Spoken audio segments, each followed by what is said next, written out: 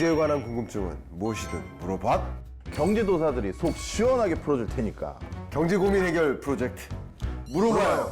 경제도사. 우리 이 방송이 반응이 너무 좋다고 그래서 네. 이참에 복비를 좀 올려받는 게 저도 대찬성입니다.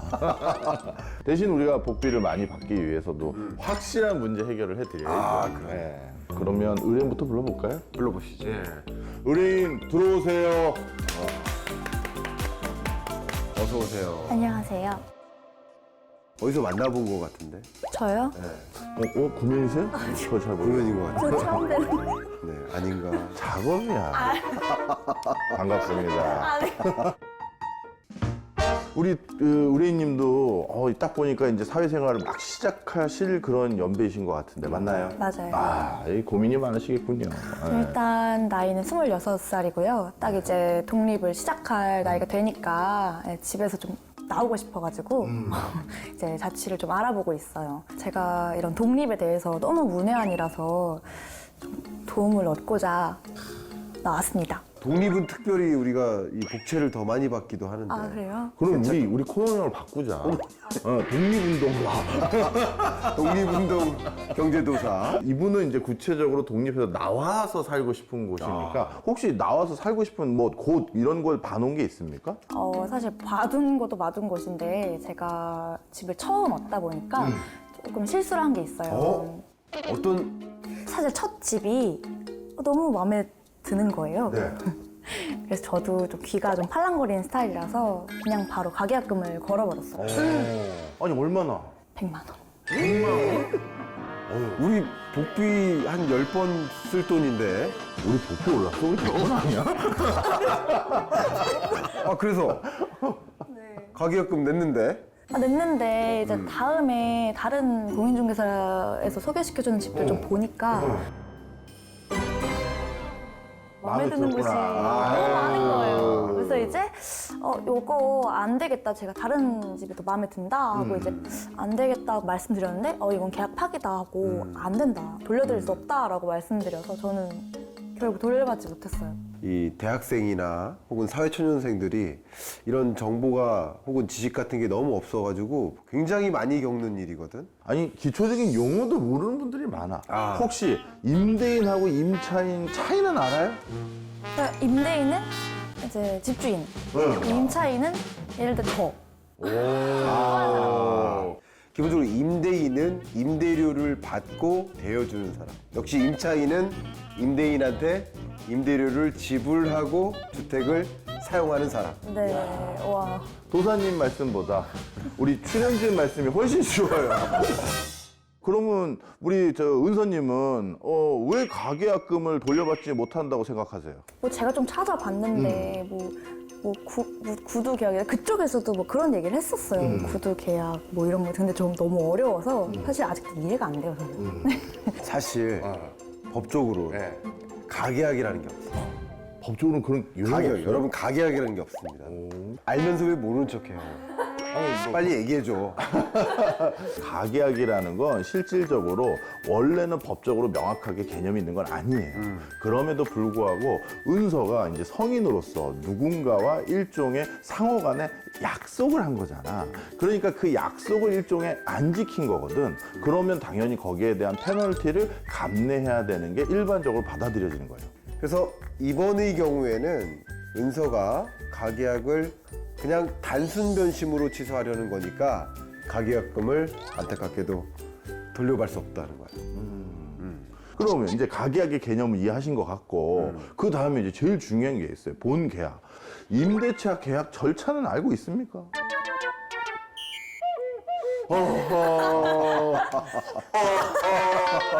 뭘 중요하게 사실 봐야 될지가 너무 어려운 것 같아요. 일단 가장 먼저 해야 될 일은 바로 계약하기. 이 계약서를 일단 쓰는 거, 이 계약하는 것도 중요한데 그거 쓰면서 이제 당연히 계약을 쓰니까 그쪽에서 돈 달라고 할 거 아니에요. 그럼 계약금을 보내겠죠? 그러면 나중에 내가 계약금을 보냈는데요 라고 주장하려면 뭘 받아야겠어? 계약서. 계약서는 썼다고. 약속? 큰일 날 사람. 계약금을 보냈으면 영수증을 받아야지. 여기서 중요한 게 있어. 계약서 작성할 때 반드시 확인해야 되는 게 있는데 그게 뭐냐면 부동산 등기부 등본이라는 거예요.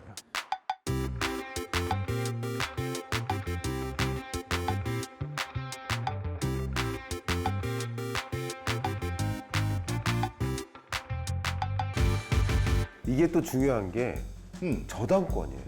그러니까 요즘같이 부동산 경기가 침체 국면일 때는 기본적으로 부동산 가격이 전세 가격보다 떨어질 때가 있어. 그런 걸 뭐라고 그래? 깡통 전세라고 그래. 그럼 깡통 전세를 덜컥 계약해 버리면 그럼 그걸 나중에 알아버렸으면 계약금 날리는 거고, 계약금을 지불하고 실제 모든 계약이 완료돼서 입주를 했는데 나중에 그 전세 가격보다 집 가격이 더 떨어져 버리면 집주인이 어떻게 하겠어? 경매 처리하는 거야. 부실 처리해 버리는 거야. 그럼 나중에 전세 보존금을 못 돌려받는 일이 있었어. 그러니까 당연히 뭐를 확인해야 돼? 저당권 같은 걸 확인해야 돼. 그 집에 얼마만큼 빚이 들어있는지, 이것의 가치는 어떤지, 내가 전세 보증금을 맡긴다 그러면 그걸 충분히 돌려받을 수 있는지, 이런 것들 다 확인하기 위해서 이런 서류들을 보고 계약을 하는 거야. 공제증서 알아요? 공제를 받는 증서. 그래도 뭔가 그 문맥을 알기 위해서 노력을 많이 하네. 공제증서가 말이야, 우리 은서 같은 거래인한테 만약에 공인중개사무소에서 실수를 해. 그럼 공인중개사가 어떤 특정 가실로 인해서 은서 같은 거래인한테 손해를 끼칠 수가 있단 말이야. 그러면 한국공인중개사협회에서 어떤 정해져 있는 범위 내에서 보상을 해주겠다라고 적혀 있는 증서라고 볼 수 있겠지. 그러면 여기서 공제증서는 어디서 날까? 인터넷? 공인중개사 아저씨가 가지고 있어요. 신경 안 써도 돼. 계약을 맺을 때 아저씨 공제증서도 사인해서 저한테 주셔야죠, 이렇게 요구를 해야지. 근데 여기서 중요한 게 있어. 그러면 공제증서를 내가 가지고 있기 때문에 내가 피해를 받았을 때 그 피해 금액이 1억 원이다. 그러면 1억 원 전체를 그 증서가 있으니까 그 공인중개사 그분이 다 보상을 해주는 거냐? 그건 아니에요. 왜요? 왜냐하면 이 피해 금액에 따라서 보상을 해주는 비율이 정해져 있고, 그 다음에 전에 그러다 보니까 보상을 못 받을 수도 있어. 그러면 이제 드디어 계약서를 써야 되잖아. 그럼 이제 뭘 살펴봐야 될까? 집 주소? 맞지. 그렇게 계약서에 있는 내용들을 바탕으로 이제 확인을 해야 되는데, 주소, 그 다음에 건물 구조, 그 다음에 면적, 그리고 그 건물의 사용 용도, 이런 것들을 똑같이 다 내가 알고 있는 것과 맞는지 다 일일이 확인을 해야 된다. 이렇게 보시면 되겠습니다. 아, 진짜 토시 하나도 틀리면 안 될 것 같네요. 맞아. 이 임대차 계약에는 정말 중요한 특징이 하나 있는데, 임대 계약금을 적을 때 그 숫자와 한글을 함께 쓴다는 거야. 왜냐하면 숫자만 썼을 때는 공을 다 넣어버릴 수도 있고, 숫자가 앞에 일자를 살짝 칠자로 바꿀 수도 있고, 위조, 변조, 그리고 또 한 가지는 실수를 막으려고 하는 거지. 자, 그 다음에 실수를 피하기 위해서 또 뭘 해야 될 것 같습니까? 힌트, 집주인. 집주인. 네, 계약서 맨 밑에 임차인과 임대인 정보를 쓰는欄이 있는데, 이게 또 집주인의 정보와 집주인의 신분증, 그리고 등기사항 전부의 증명서가 똑같은지 확인을 해야 되는 거예요. 그리고 요즘은 꼭 그 집주인들이 와서 직접 계약을 안 하고 누구를 시키는 경우도 있기 때문에 꼭 진짜 집주인이 당신에게 맡긴 건지 그 집주인 신분증을 보여달라든지 이런 걸 다 하나하나 요구를 해야 돼요. 그래서 필요한 게 있지. 뭡니까? 사정상 그 집주인이 직접 계약하러 못 올 때가 있어. 이것도 그럼 재밌을 것 반드시 갖고 있어야 될 게 뭘까? 위조. 위조. 위임장. 위임장을 반드시 가져가야 돼. 또 한 가지. 그럼 위임장에는 내가 위임했다라고 도장을 찍었을 거 아니야? 뭘로? 인감도장으로.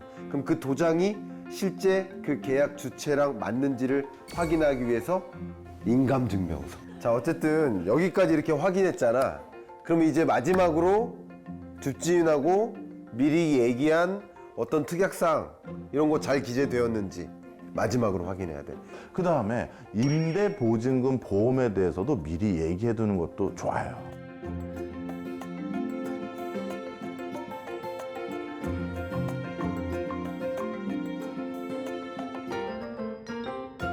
여기까지 하면 이제 계약 끝인가요?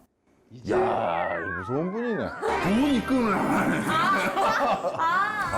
잔금만 했구나. 그렇지. 잔금 안 치렀구나. 그러면 잔금 납부할 때 계좌이체 사용할 거예요? 저는 계좌이체가 확실할 것 같아서. 맞아요. 네, 계좌이체를 사용해서 증거를 남기는 걸 권장해 드리고, 그 다음에 현금을 냈을 때 또 뭐 해야 되겠어? 영수증. 아, 이제는 뭐 척척입니다. 이제 계약 끝인 거죠. 진짜 가장 중요한 게 남아있어. 어떤 거요? 바로 전입신고와 확정일자. 확정일자. 그렇지. 네, 맞아요.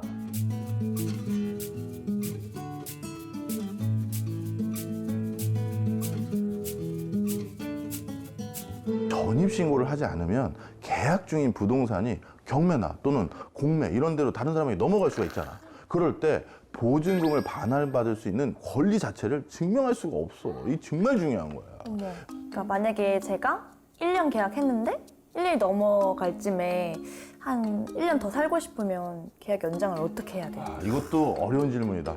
대답하세요. 이게 계약갱신 요구권이라고 해요. 네.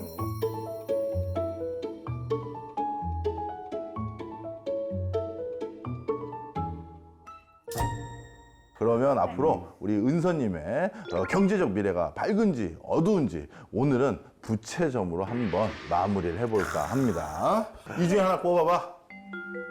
예요. 오, 야, 이 놀라운데? 왜요? 자, 금이에요? 금이에요. 오. 이 금의 점괘는 뭐냐면 부동산이라는 걸 우리가 제대로 계약해야 내 금쪽 같은 재산을 지킬 수 있다. 뭐 이런 의미다. 이렇게 보시면 됩니다. 네.